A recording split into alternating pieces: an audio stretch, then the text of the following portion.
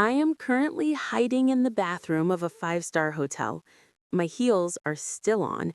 There's a champagne flute on the sink that isn't mine. And outside this door, my entire family is screaming at each other like the walls aren't made of glass. The wedding is tomorrow. Or it was. Because 20 minutes ago, I stood up at my sister's rehearsal dinner, took the microphone, and told her fiancé that the woman he's marrying tomorrow is $80,000 in debt and that she has been lying to his face for 2 years. So, am I the asshole? Don't answer yet, because you don't have the full story, and trust me, you need it. Before we go any further, if you're new here, this channel is where stories like this live. Real situations, real consequences, real moral gray zones. Hit subscribe so you don't miss what happens next. Okay, back to the bathroom. Let me tell you about Mark. Mark is the kind of guy that genuinely does not exist anymore. He works in logistics, wakes up at 5 a.m., packs his lunch, and has been debt-free since he paid off his student loans at 27. Not bragging, he literally never mentioned it unless someone asked. He told my sister on their third date, that his one non-negotiable in a relationship was financial honesty. Not perfection, not wealth, just honesty. He said, and I'm quoting because Chloe told me this herself while swooning, "I don't care if you have debt. I just need to know about it." She nodded, she agreed, she ordered dessert. That was 2 years ago. Now let me tell you about Chloe. Chloe is my younger sister, and she is, genuinely, one of the most charming people you will ever meet.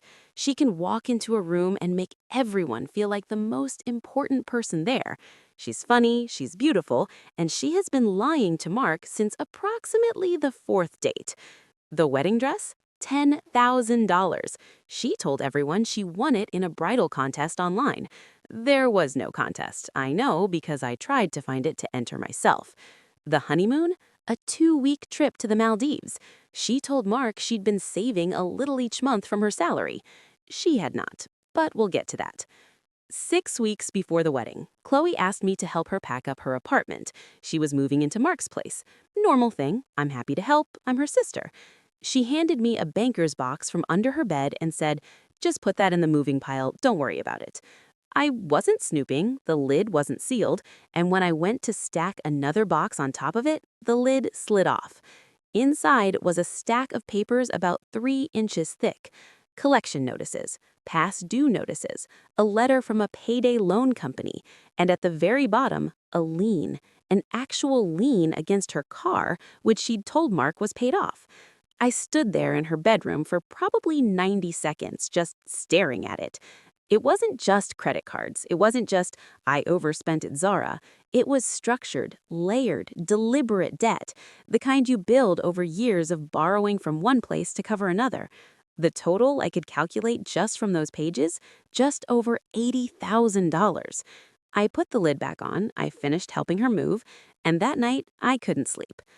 A week later, I pulled her aside, just us, coffee, no drama. I told her what I'd seen. I told her I wasn't judging her. Debt happens, life happens. But that Mark had been crystal clear about what he needed from a partner, and she needed to tell him. You want to know what she said? She laughed. Not nervously, actually laughed. And then she said, "It's fun debt. It's my debt. And once we're married and combined our finances, his income will stabilize everything. It's not a big deal. Don't ruin my day." Her day. The wedding was 5 weeks away. And then the smile disappeared. She leaned across the table and told me that if I said a single word to Mark, I would tell our parents I was jealous of their relationship, I would have me removed from the wedding party, and I would make sure everyone knew I tried to destroy her happiness. I went home and I sat with that for 5 weeks. The rehearsal dinner was last night, and it was stunning. I mean that genuinely. The venue, the flowers, the lighting, the food, $60,000 of wedding weekend flawlessly executed. Chloe looked radiant. Mark looked like a man who had no idea he was walking into a financial sinkhole. And I kept telling myself, it's not your business. Maybe she'll tell him. Maybe she already did. Then Mark stood up to give a toast.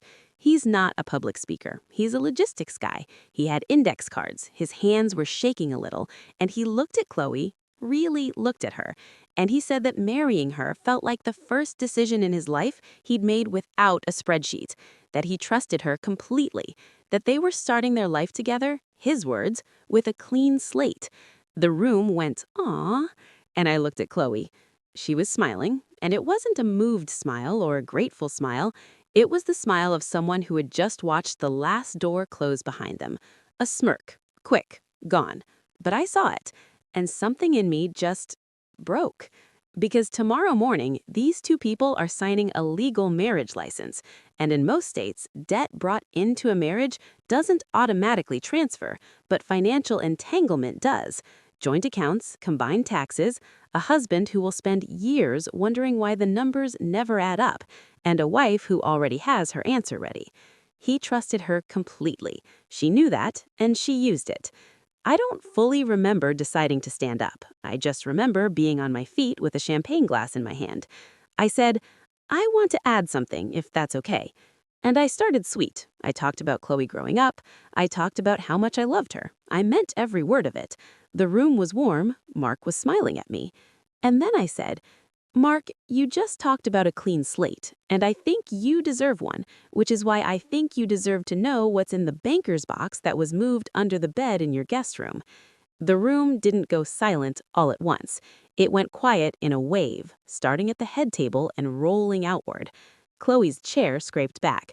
She said my name, just my name, in a voice I've never heard from her before. I kept talking. I told him what I found. I told him the number. I told him about the lien, the payday loans, the collection notices. I told him about the conversation at the coffee shop. I told him about the threat. Mark did not move. He did not speak. He just sat there with the index cards still in his hand. My mother grabbed my arm, my dad grabbed the mic, and I reached into my bag, put the copies I'd made, yes, I made copies, on the head table, and I walked out of the room. That was 40 minutes ago. Here is where we are right now. The wedding is postponed. Chloe has posted on Facebook that I am a vindictive, jealous liar and has tagged mutual friends asking them to reach out to her. My parents have called me twice, not to ask if I'm okay, but to tell me that family doesn't do this to family. But here's the thing. Mark texted me 40 minutes ago. 2 words. "Thank you." That's it. 2 words from a man whose hands were shaking when he talked about trusting her. I might have destroyed a $60,000 wedding. I might have ended my relationship with my sister. My parents may not speak to me for months.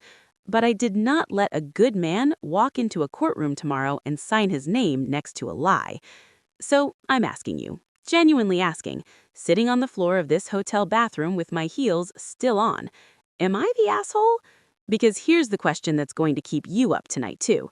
If you had been in that room, if you had known what I knew, what would you have done? Drop it in the comments. And if someone you know is about to make a very expensive mistake, maybe send them this video first.